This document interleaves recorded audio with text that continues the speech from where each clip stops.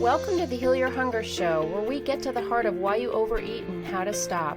If you struggle with food and weight like I did, welcome home. Welcome, everybody, to the Heal Your Hunger Show. So happy to have you here. It is a great day to be alive, and I am going to dive deep on the topic of God. I've been doing master classes recently on the topic of food and God. I really like the topic. I think the two are intricately linked. I think if we don't start seeking some spiritual nourishment, it's likely we'll keep going back to the empty calories and self-abuse with food. And so let's just dive in and talk about it. Now, before I do that, have you heard? Hey, did you hear? The Heal Your Hunger Show is approaching episode 500. Come celebrate with us at the fabulous 500 live Zoom studio recording of episode 500. It's coming up soon. You'll be the first to hear the new theme song for the Heal Your Hunger Show, and you'll get connected with other Heal Your Hunger Show listeners. We're gifting 25 people a complimentary ticket to the live Zoom studio recording of episode 500. To claim your ticket and be entered to win prizes, including the grand prize, which is a seat in my concierge program to end emotional eating, all you need to do is write to questions@healyourhunger.com and share one way that the Heal Your Hunger Show has helped you on your path to heal your relationship with food. That's it. Just send an email and tell me why the Heal Your Hunger podcast has helped you. I can't wait to see you at the fabulously 500 live Zoom celebration event. And also, before I jump in, I just want to invite you to take the quiz on our website. We have a new quiz, and it'll help you determine if you're a food addict or an emotional eater or somewhere in between, because it's a spectrum, and you find out where you are on the spectrum in order to know what next best steps you can take to heal your relationship with food. Now, this episode is a recording from a class that I gave with my clients, and the topic came up around really feeling like we have to be hyper vigilant and think about all the worst case scenarios that might happen so we can plan out how to cover all our bases and make sure we're never caught off guard and we're always in control. Do you relate to that? Well, it's actually a common thing for emotional eaters. You know, if we grow up in alcoholic homes, we have something called hypervigilance, where we're constantly on guard, constantly keeping our antenna up for problems, for situations that might arise where we need to jump in and fix the situation or be in control, make sure no balls are dropped. It's a terrible burden for a child to have to live with. And we bring those traits of being in control, being hypervigilant into our adult lives, and then it causes overeating. Like when we have to be in control all the time and make sure no balls are dropped, we are tired, and we use food for energy and to cover up the uncomfortable feelings that arise when we're in conflict with other people because we're trying to be in control. So it's a vicious cycle, and it's one we need to dig into, and it's one that has a solution. And the solution is a deeper connection with spirit. Let's dig in. The thing about staying in the self-care and the meditation and the writing, all these things together, is what they will do is help you hone your intuition so that you will be connected. And again, not overeating, staying on 3 Meal Magic is part of this.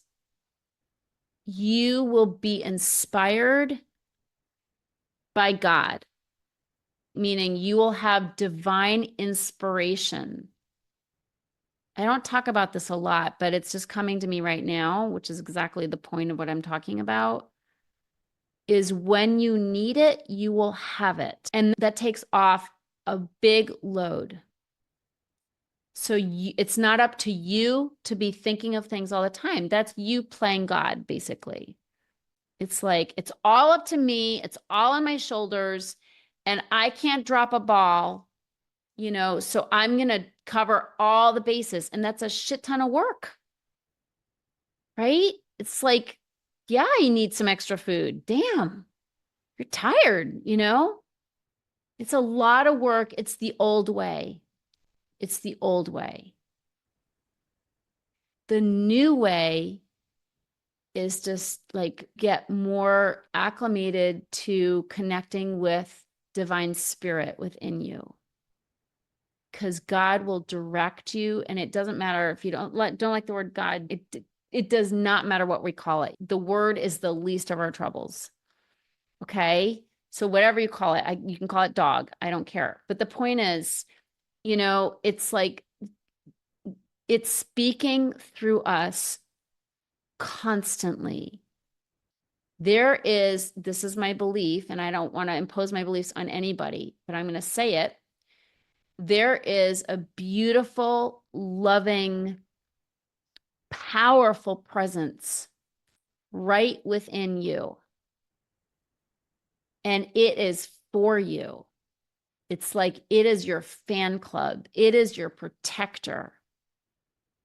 And it is doing like 24/7. It never sleeps. So you can. Okay? You do not have to run the show. You do not have to think of all the things that could happen so you can stay in control. You don't have to be in control. Because when you focus on slowing down, when you do whatever it takes to eat 3 meals with nothing in between so you can keep your channel open, and you meditate and do all the other things, when you do all these things, it will connect you to your divine spirit, that energy within you that is for you. It's like your personal advocate, and it will prompt you and guide you every moment if you'll listen. So, and I'm not saying it's going to happen all overnight. Like this is a new muscle, right? This is a new way of being, brand new. But divine spirit will guide you. It will warn you. You'll get an intuition. You'll get a little like, something doesn't feel right. I better look into it. So you don't have to be thinking, you don't have to be 10 steps ahead of yourself, right? All the time. You don't have to. God's going to do that through you. Keep your channel clear. Get rid of everything that's not love. And spirit will be better able to message you when you need the message. It's true. You will be inspired. Like we have that still small voice inside. We've just stifled it with food. Because sometimes it told us stuff we didn't want to hear. We don't want to know the truth, right? We don't want to hear that so-and-so is bad for us, like, because we're like liking the benefits. So shut up, God. I don't want to hear about it. We don't want to hear that we don't need to be in this social group because I'm getting some payoff from this or whatever. It's filling my ego, whatever. We get messages all the time that something's not right. And we've had a lifetime of saying, just shut up. Just shut up. Like, don't confuse me with facts, because we are super willful, and willfulness is one of the personality traits. Willful means we want to do it our way. That's what willful is. We want to do it our way. We don't want to do it God's way. And it's not that we're bad. We do that because we're afraid to trust. It doesn't feel like it's going to pay off. So we're like, no, let me do what I can do. Let me do it by my own might, because that's something I can control, supposedly. I mean, how well do we control anything? So really what we're trying to do is clear space so we can hear God, and then with collective support, follow God. And it's not easy to learn to do that. It's not easy because we got messed up ideas about God. We got messed up ideas about what God's will is for us. We have a ton of fear of trusting. It didn't pan out in the past, right? Or we saw people who were supposedly spiritual and they were total assholes, right? So it's like we got stuff, but we can work through that stuff. So we can come to a new experience of God. and know that it's 100% trustworthy, that sweet spirit, which is what Roy used to call it, sweet spirit within us, is our best advocate. I mean, honestly, better than any human, better than your spouse, better than your kids, better than your parents. There's no authority greater than that sweet spirit within us.